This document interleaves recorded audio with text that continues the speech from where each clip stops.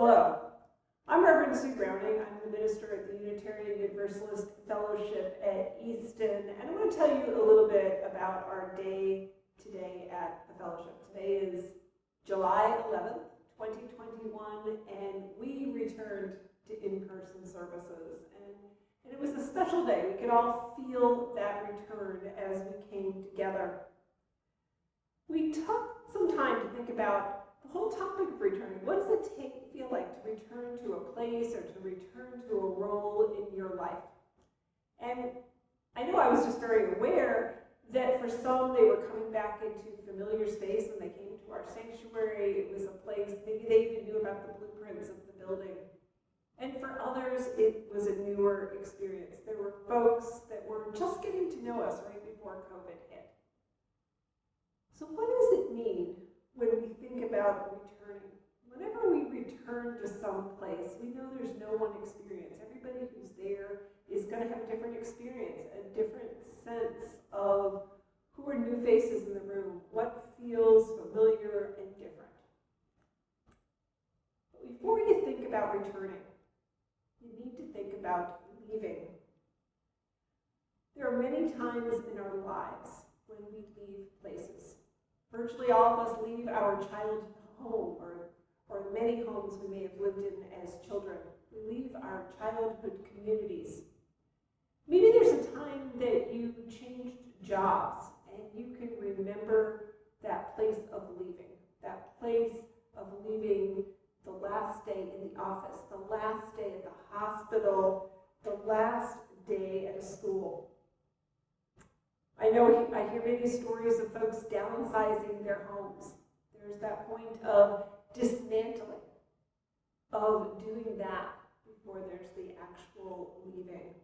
And then there's the smaller experiences, times when we leave our vacations, we leave family reunions. So when we recognize that, we know that sometimes we leave with a lot of planning and sometimes we leave abruptly. And that is what happened to our community. On March 8th, 2020, we left expecting to be back the next week. And yet, 16 months later was the first time we were here. And after you leave, life moves on. Life carries forward. You're changed by the leaving. There may be memories. There could be regrets and hopes. But life does move forward. And then, at some point comes the possibility of return. There are so many stories of returning that are common to novels and movies. I was thinking about the movie The Big Chill, where the college friends regather at the time of a funeral. There's that movie, it's almost 20 years old now, The Castaway, with Tom Hanks, and Chuck is the character that Tom Hanks plays. He is in a plane crash. He survives, lives on an uncharted island for 4 years, and is rescued. Needless to say, he's changed, but he returns to community, and his wife had thought he was dead. She's remarried, and it's actually very sad, a story of return, and then a story of adaptation. And then there's the classic story, the Wizard of Oz story, where Dorothy leaves Kansas, goes to Oz, and returns to Kansas with new reflections on life. So I ask you, where is it that you've returned to a place, returned to a community? What was that like? What do you remember about the experience of return? Some of the stories we hear about return, maybe you can picture you're coming back to malls of suburbia, or maybe for you the familiar is farm fields or coastlines.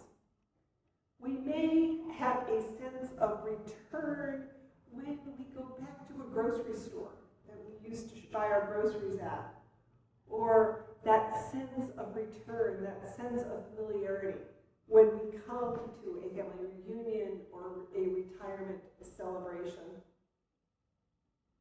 As we think about all these experiences of return, we may start with high expectations. The actual return may also remind us of forgotten struggles. Sometimes return does back a place of security, a place of growth, times of nurture.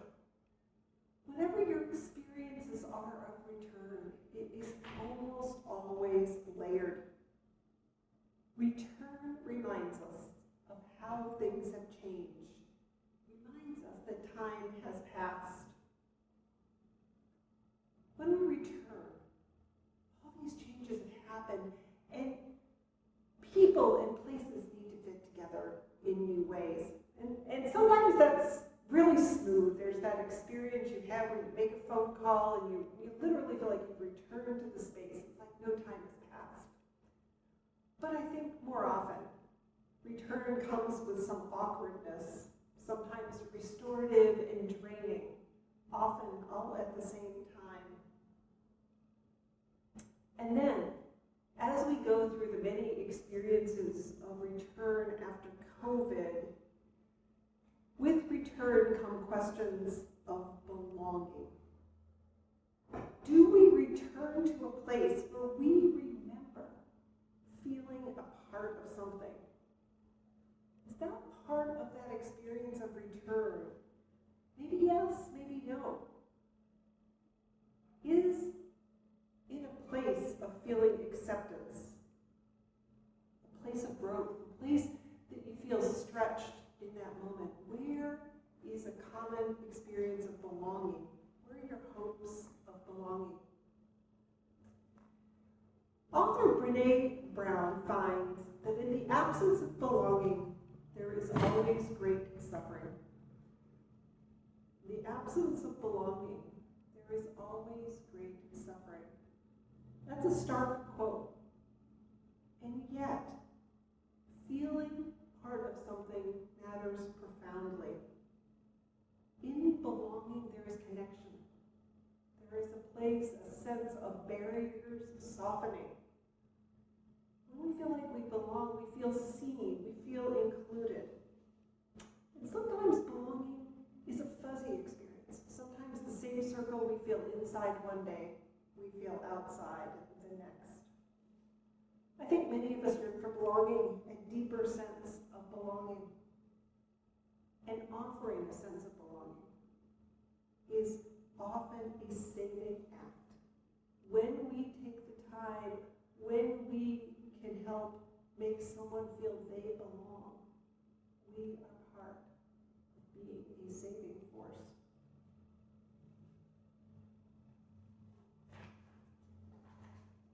So during the pandemic, another question for reflection: where did you find a sense of belonging? Was it a familiar place, or did something new emerge for you? Did you find a new center of belonging that you weren't expecting during the pandemic?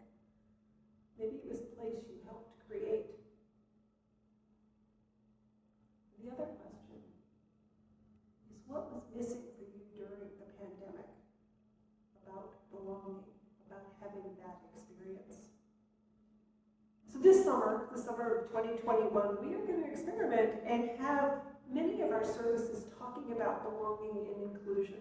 We wanted to think about this topic from many perspectives and to consider the ways we can become more fully inclusive as a community. To deepen what we mean when we say all are welcome. So we've also going to experiment with some points you can take home, some places of reflection for this week. So as a start, notice the places where you feel belonging. And then reflect. Who might be just beyond these centers of belonging? How might they be welcomed in? So we're excited. We plan to gather each week at UUME this summer. We'll gather at 10 a.m. on Sundays, and we'll have a chance for reflecting on a whole series of ways to think about inclusion this summer and to find our paths back into a world that has been changed over these last 16 months. Have a wonderful week.